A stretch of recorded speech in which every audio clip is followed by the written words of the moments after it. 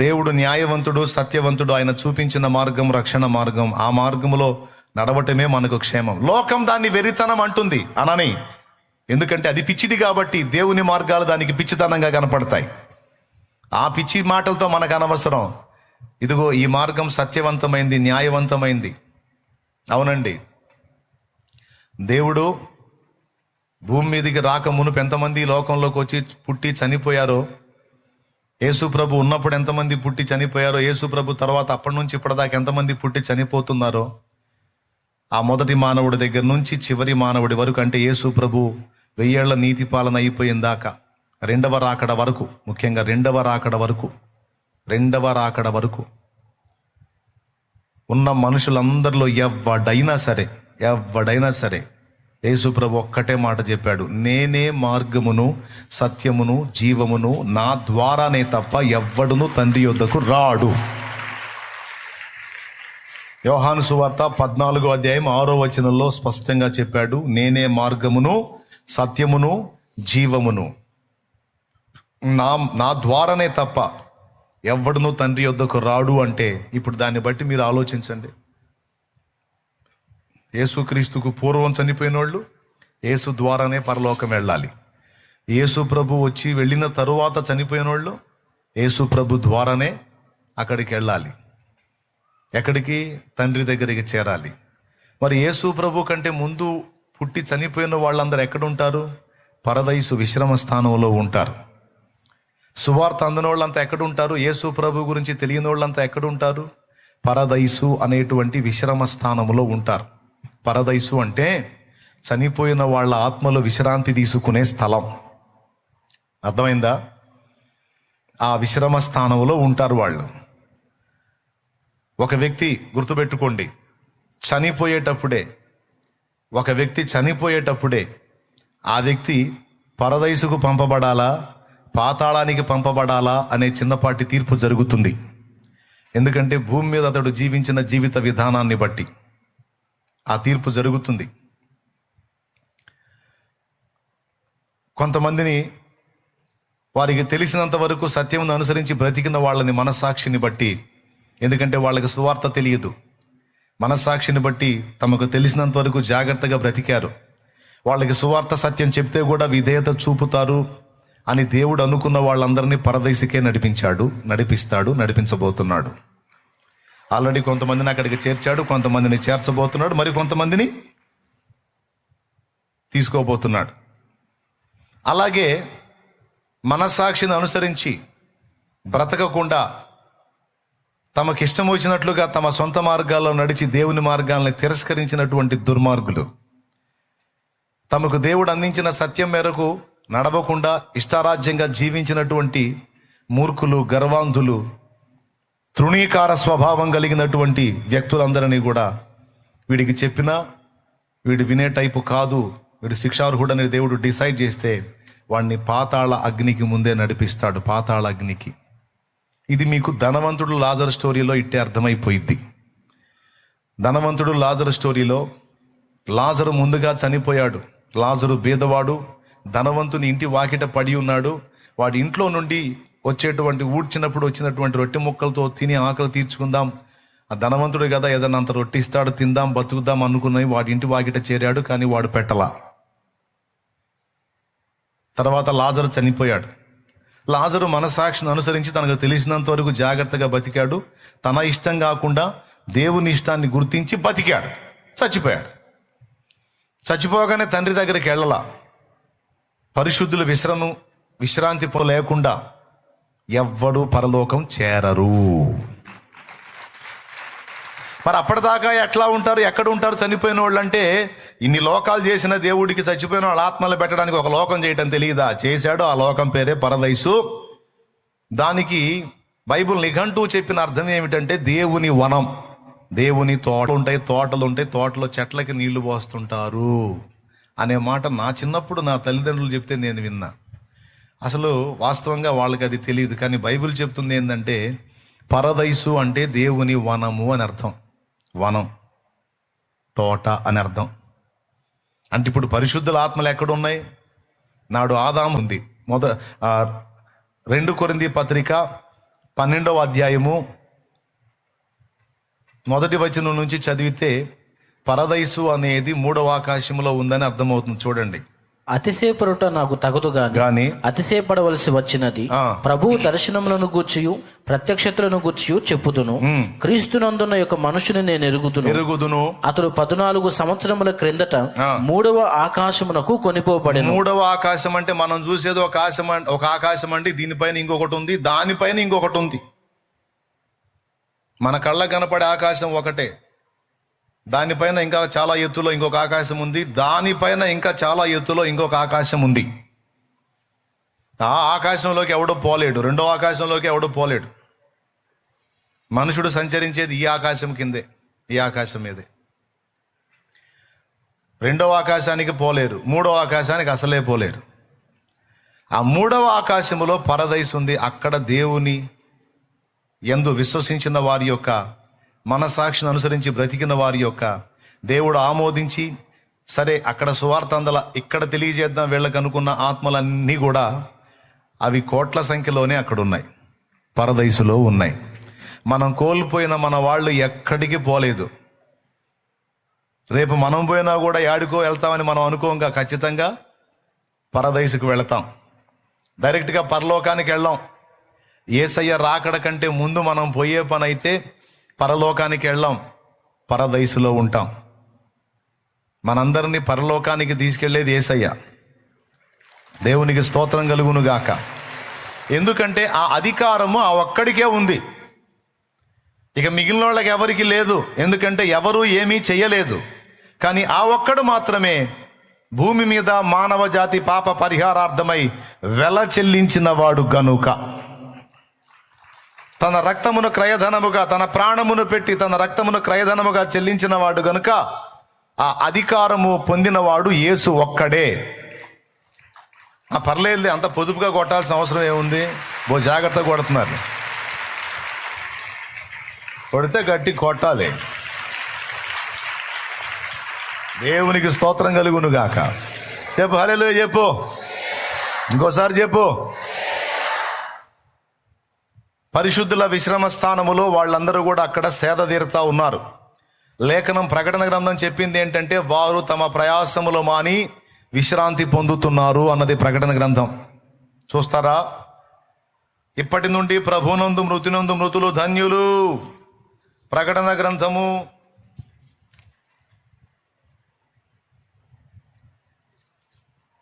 14వ అధ్యాయము 13వ వచనం.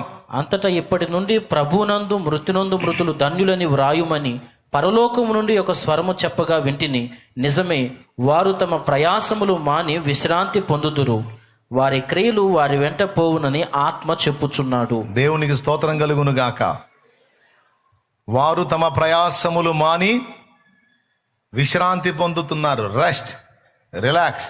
విశ్రాంతి పొందుతున్నారంటే మనకు తెలిసింది ఒకటే, పండుకొని నిద్రపోవటం. మీరు ఒక మాట చెప్పండి నాకు.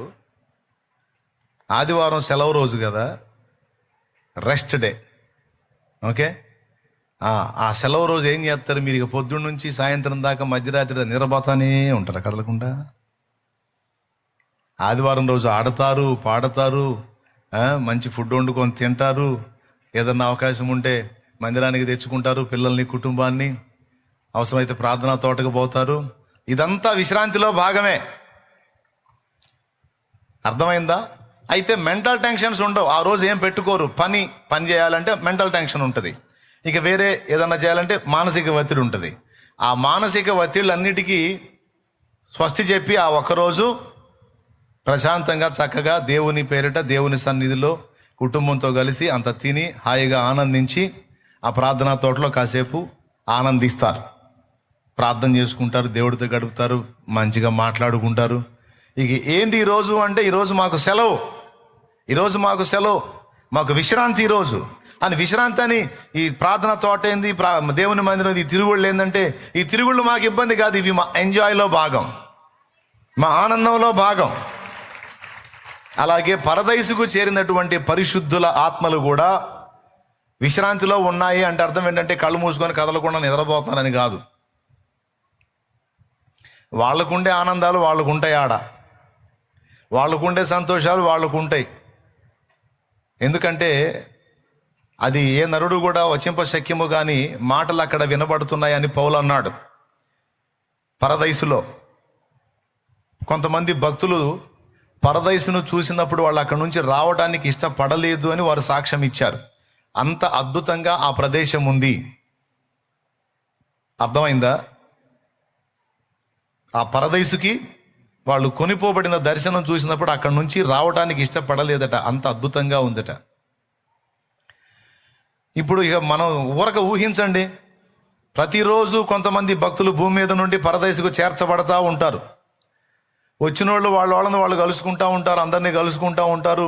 ఆ మహిమ, ఆ సామ్రాజ్యం, ఆ మహిమ ప్రపంచం, ఆ దేవుడు అనుగ్రహించిన విశ్రాంతి ప్రదేశం అది ఎంత రమ్యంగా ఉందో, ఎంత ఆనందంగా ఉందో, ఎంత మహిమయుక్తంగా ఉందో, ఎంత సంతోషభరితంగా ఉందో మనం ఊహించలేం. ఎందుకంటే ఎవ్వరు చూసి వచ్చి చెప్పిన దాఖలాలు లేవు.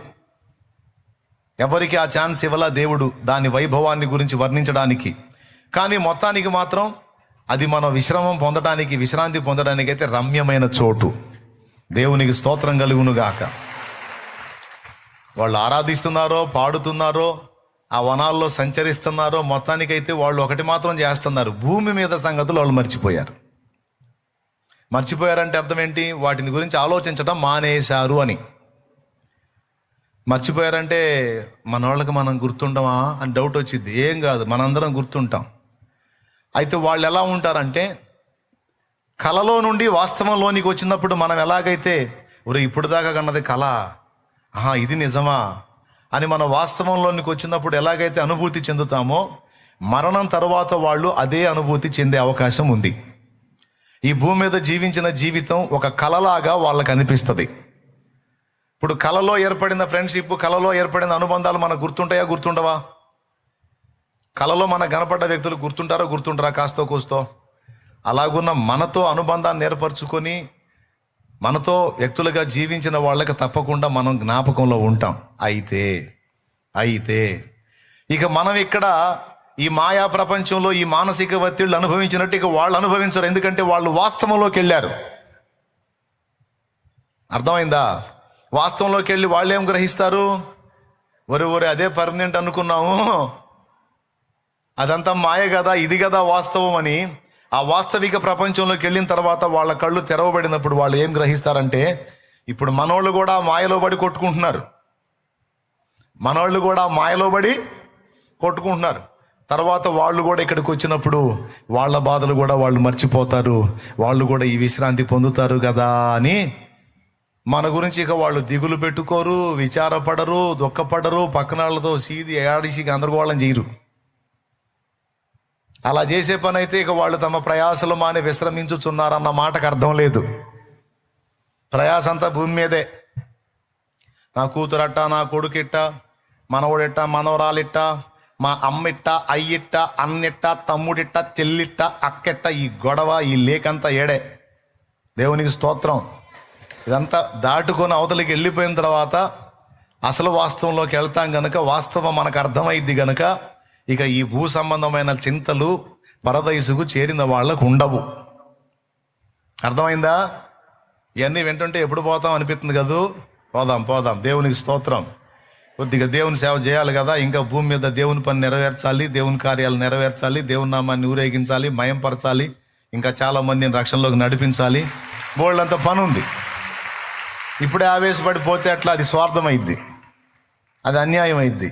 అందుకని కొంతకాలం ఉండి కొంతమందిని రక్షించి కొన్ని జీవితాలైనా వెలిగించి అప్పుడు పోదాం. సమయం వచ్చినప్పుడు నేను ఉంటా అన్నా కూడా ఉండనీయుడు. ఓకే, ఇంక జాలే, కష్టం చేసినంత వరకు చాలు, ఇంకొచ్చేసాయి. నీ సేవ దినాలు అంతవరకే, నీకు ఇచ్చిన నిర్ణయం అంతవరకే, ఇంకొచ్చేసి ఇక సేవ అయిపోయింది, ఇంకొచ్చే అంటాడు. ఇక అంతకు మించి నువ్వు ఉంటే యాతన పడతావు నా బిడ్డ, నువ్వు కష్టపడతావు, ఇంకొచ్చేసే అంటాడు. అన్నప్పుడు ఇంక వెళ్ళిపోతాం. నీ మహిమను ధరించిన పరిశుద్ధులు నా కంటబడగానే, నీ మహిమను ధరించిన పరిశుద్ధులు నా కంటబడగానే, ఏమవుదునో నేనేమవుదునో, ఏమవుదునో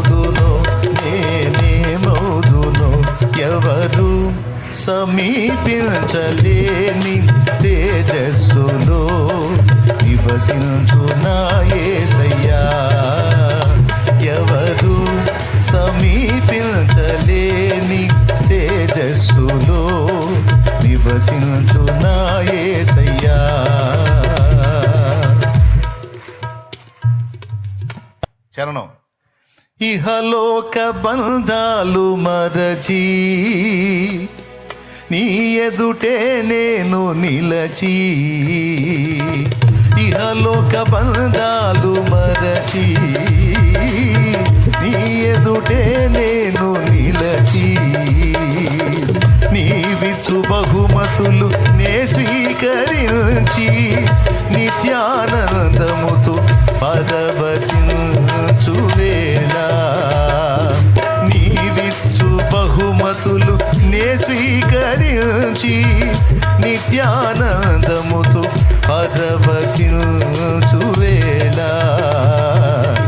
ఏమౌదునో నేనేమౌదునో, ఏమౌదునో నేనేమౌదునో, ఏమౌదునో నేనేమౌదునో, ఏమౌదునో నేనేమౌదునో. హల్లెలూయా. ఇంకోసారి చెబుతారు గట్టిగా. అది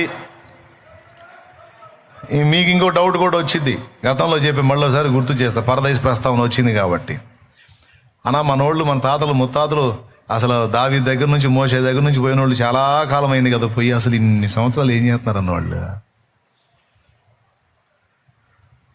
ఇప్పుడా అన్న 1000 సంవత్సరాలు అయిపోయి వాళ్ళు పోయి.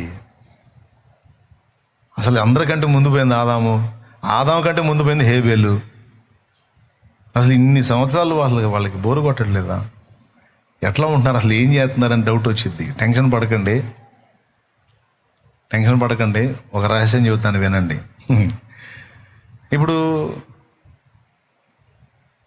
మానవ జాతి చరిత్ర ఒక 5000 సంవత్సరాల చరిత్ర అనుకుందాం. ఇప్పటి వరకు ఒక 5000 సంవత్సరాల చరిత్ర జరిగింది అనుకుందాం.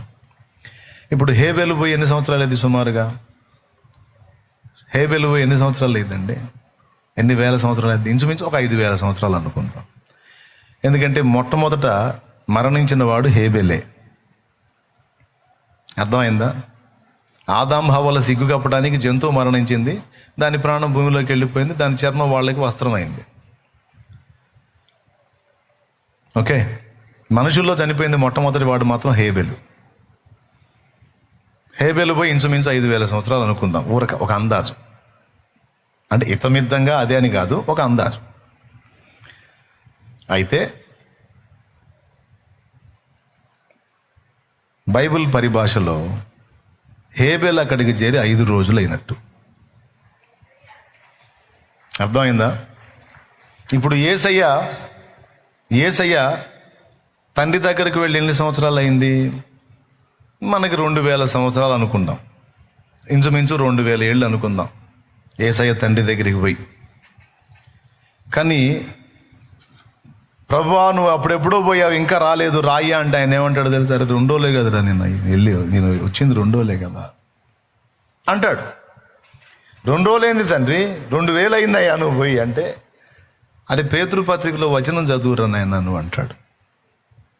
2 పేతురు పత్రిక 3వ అధ్యాయంలో, ప్రభు దృష్టికి ఒక దినము 1000 సంవత్సరముల వలెను, 1000 సంవత్సరములు ఒక దినము వలెను ఉండెను.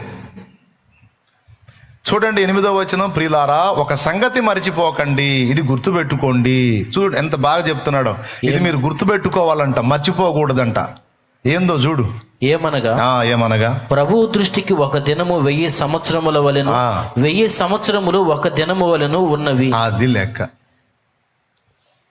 మరి ప్రభు పోయే 2 రోజులు అయిందంటే ఇప్పుడు ఇక మనకు ముందు తరాల్లోని వ్యక్తులు పోయి దాదాపు గంటల్లోనే ఉన్నారు. అంతా ఎందులో ఉన్నారు? గంటల్లోనే ఉన్నారు. వెళ్ళి గంటల్లోనే అయింది.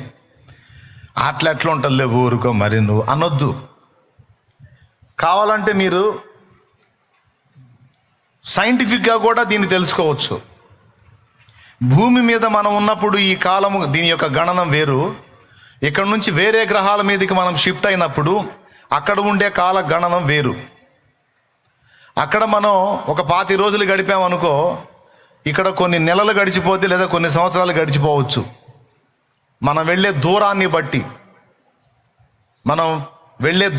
బట్టి టైం వేరియేషన్ ఉంటుందని సైన్స్ రుజువు చేసింది. ఇది ఎంతమందికి తెలుసు? చదువుకున్నోళ్ళు ఎవరైనా ఉంటే చేతులు ఎత్తండి. చదువుకున్నోళ్ళు, అవునా కాదా? భూమి మీద ఉన్న కాలమానం ప్రకారం మిగిలిన గ్రహాల్లో కాలమానం ఈక్వల్ ఉందా? అక్కడికి చేరితే ఇక్కడి కాలంతో నిమిత్తం లేకుండా అక్కడి కాలం వేరుగా ఉంటుంది. దాని ప్రకారం చూసుకుంటే ఇక్కడ చాలా గడిచిపోయిద్ది. మరి పక్క గ్రహాల్లోనే ఇంత తేడా ఉంటే మూడవ ఆకాశంలో ఉన్న పరదైసు పోయిన వాళ్ళకి ఎంత తేడా ఉంటుంది ఊహించండి. కాబట్టి వాళ్ళు పోయి ఎక్కువ కాలం గాల. అర్థమైందా? వాళ్ళు పోయి ఎక్కువ కాలం గాల. అంత రోజుల్లోనే ఉంది వ్యవహారం అంతా.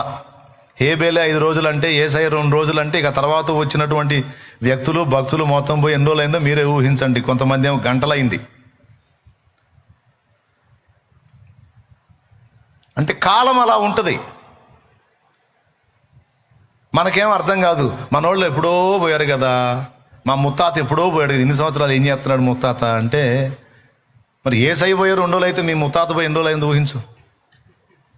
దేవునికి స్తోత్రం కలుగును గాక. పెద్దగా చెప్పండి. అది అక్కడ స్క్రీన్ మీద వేసాడు చూడండి.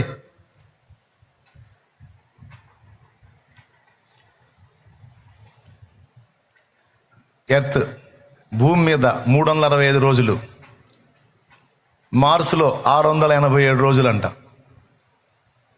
ఆ మెర్క్యూరీలోనేమో 88 రోజులంట,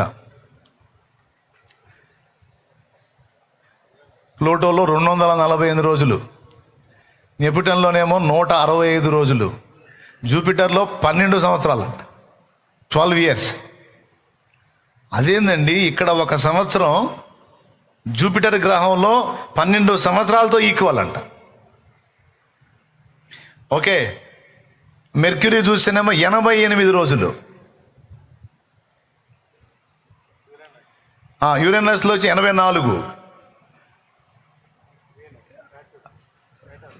సాటర్న్ కదా అది, 30 సంవత్సరాలంట అది. దేవునికి స్తోత్రం కలుగును గాక. చూడండి, భూమి మీద నడుస్తున్న కాలంతో మిగిలినవి గమనించినప్పుడు ఎంత తేడా ఉందో చూడండి. ఇక్కడ పక్కన ఉన్న వాటికి ఎంత తేడా ఉంటే మూడో ఆకాశంలో ఉన్న పరదేశంలో మరి రోజులు లెక్క తేడా రాదు. ఎనీ డౌట్ అనండి. నో డౌట్ అని. దేవునికి స్తోత్రం కలుగును గాక. హల్లెలూయా. ఇంక తీసేరా అబ్బాయి. ఇప్పుడు చెప్పండి, మనవాడు సంవత్సరాలు అయిపోయిందా, రోజుల్లోనే ఉన్నారా? అది జరుగుతుంది అక్కడ. మనం పోయి కూడా అదిగో ఇదిగో అనేసరికి వచ్చేస్తుంది, ఇక మొత్తం గుంపంతా వచ్చేస్తారు ఆడికి. అంతే. ఇప్పుడు పోయినోళ్ళు, ఇప్పుడు దావీదు ఉన్నాడు, ఇప్పుడు మనోళ్ళు పోయినోళ్ళు, వీళ్ళని చూడటమే సరిపోయింది నాకు తెలిసి. సమూయేలుని, దావీదుని, అబ్రహాముని, సాగుని, యాకోబుని, పితరులను చూడనే సరిపోయింది. దావీదు కనపడ్డాడు అనుకో, ఓ పాట పాడు, పితరుడైన దావీదు గారు ఒక పాట పాడు, తండ్రి ఒక పాట పాడు అంటే ఆయన పాట ఎత్తుకొని ఆయన మొదలుపెట్టి పాడి ముగించేసరికి మనం ఎత్తబడే అవకాశం కూడా ఉంది. దేవునికి స్తోత్రం కలుగును కాక. ఎందుకంటే ఆయన ఆరాధకుడు కదా, ఒక పట్టాన్ని వదిలిపెట్టడు. మొదలుపెట్టి ఆరాధించాడంటే ఎంతసేపు ఆరాధిస్తాడో తెలియదు మనకి. దేవునికి స్తోత్రం కలుగును గాక. అట్లాగే భక్తులు చాలామంది, వాగ్గేయకారులు పోయారు, సంగీతకారులు పోయారు. ఇక అక్కడ ఎలాంటి క్లైమేట్ ఉందో, ఎలాంటి సందడి ఉందో, అసలు ఏ విధమైన అనుభవాలు ఉన్నాయో, మొత్తం మీద పరదేశ పరిస్థితి అది. కాబట్టి గమనించండి, ఆదాము మొదలుకొని యేసు వరకు, యేసు తర్వాత ఇప్పటి వరకు సువార్త అందినోళ్ళు కానీ సువార్త అందనోళ్ళు కానీ, దేవుని యందు విశ్వసించిన వాళ్ళు, సత్యమునందు విశ్వాసం ఉంచిన వాళ్ళందరూ ఎంతమందిని దేవుడు పరదేశకు చేర్చాడో వాళ్ళందరూ ఆ విశ్రమ స్థానములో ఉండి క్లైమాక్స్లో, వినండి, చివరి ఘట్టములో, అంటే ఎప్పుడో తెలుసా? యేసయ్య రెండవ రాకడలో. యేసయ్య రెండవ రాకడలో భూమి మీద పుట్టి చనిపోయి పాతి పెట్టబడిన యావత్ మానవులు లెగుస్తారు. ఎవరు? పరిశుద్ధులు, నిత్య జీవానికి నిర్ణయించబడ్డ వాళ్ళందరూ యేసయ్య రెండవ రాకడలో లెగుస్తారు. అలా లేచే వాళ్ళలో ఆదాము కూడా ఉన్నాడు. ఆదామికి మనకి ఎన్నో తాతో ఎన్నో డాడియో మనకు తెలియదు. అసలు కూడా పునరుద్ధానం చెందాలి. యేసు ప్రభు రెండవ రాకడలో వచ్చేటప్పుడు పరదైసులో ఉన్న ఆత్మలకు విడుదల ఇస్తాడు. ఆ ఆత్మలు వచ్చి భూమి మీద తమ కోల్పోయిన శరీరములను మహిమ శరీరములుగా దేవుడు మారుస్తాడు. ఆ శరీరములను ధరించుకుంటాయి ఈ ఆత్మలు వచ్చి, పరదైసులో ఉన్న ఆత్మలు వచ్చి. అది కూడా వీడియో ఉంది. సమాధులు తెరవబడును అంటే అర్థమైతే అదిగో చూడండి, ఆయన రెండవ రాకడలో అలా జరుగుతుంది. కొన్ని అస్థిపంజరాలై కొన్ని మట్టిలో మట్టిగా కలిసిపోయి ఇదైపోయినాయి కదా చూడండి. మొత్తం ఎక్కడెక్కడే అనేది అట్లా సెట్ అయిపోతాయి. మట్టిలో మట్టిగా కలిసిన సైతం తిరిగి వచ్చేస్తాయి, ఎందుకంటే దేవుడికి సమస్తము సాధ్యమే. అది ఆ విధంగా ఈసారి ధరించుకునే శరీరాలు మాత్రం మాంస శరీరాలు కాదు, మహిమ శరీరాలు. రక్త మాంస శరీరములు అంటే రక్తము లేనటువంటి శరీరాలు. మాంసం ఉంటుంది కానీ ఎముకలు ఉంటాయి కానీ రక్తం ఉండదు. యేసయ్య చెప్పాడు, మహిమ శరీరాన్ని చూపించి, నాకున్నట్టు మాంసమును ఎముకలు భూతమునకు ఉండవు అన్నాడు. అర్థమైందా? బ్లడ్ ఒక్కటి ఉండదు కానీ మాంసము ఎముకలు మొత్తం ఉంటాయి. అయితే ఈ శరీరం మహిమ వేరు, ఆ శరీరం మహిమ వేరు. ఇక ఆ శరీరానికి మరణం ఉండదు. ఈ శరీరానికి మరణం ఉంది కదా, యేసయ్య రెండవ రాకడలో మనం ధరించుకోబోయే శరీరానికి ఇక మరణం ఉండదు. అది మహిమ శరీరం. ఆ శరీరాలతో ఆదాము మొదలుకొని యేసయ్య రెండవ రాకడ వరకు ఎంతమంది ప్రభువునందు నిద్రించారో, ఆయన యందు విశ్వాసం ఉంచారో, మంచి మనస్సాక్షి కలిగి పరదైసుకు చేర్చబడ్డారో, వాళ్ళందరి ఆత్మలు తిరిగి మహిమ శరీరాన్ని ధరించుకొని ప్రభు ముందు నిలుస్తారు. అర్థమైందా? వీళ్ళందరినీ తండ్రి దగ్గరికి తీసుకెళ్లాలన్నా ఎటు తీసుకెళ్లాలన్నా యేసయ్య ఉండాల ముందు. ఎందుకంటే యేసు మన అందరి పాపముల నిమిత్తం ప్రాయశ్చిత్తార్థ బలిగా అర్పించబడ్డాడు గనుక ఆయన యందు విశ్వాసం ఉంచిన వారెల్లా ఆయనను వెంబడిస్తారు.